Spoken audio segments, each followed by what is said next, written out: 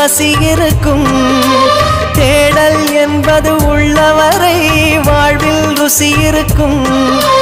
பாடல் போல தேடல் கூட ஒரு சுகமே. இசை பாடி வரும் இளம் காற்றுக்கு உருவமில்லை. காற்றலை இல்லை என்றால் ஒரு பாட்டொலி கேட்பதில்லை.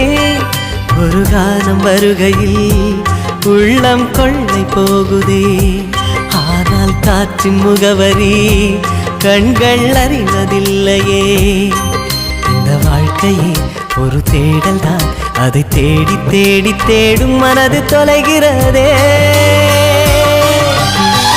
இசை பாடி வரும் இளம் காற்றுக்கு உருவமில்லை. காற்றலை இல்லை என்றால் ஒரு பாட்டொலி கேட்பதில்லை.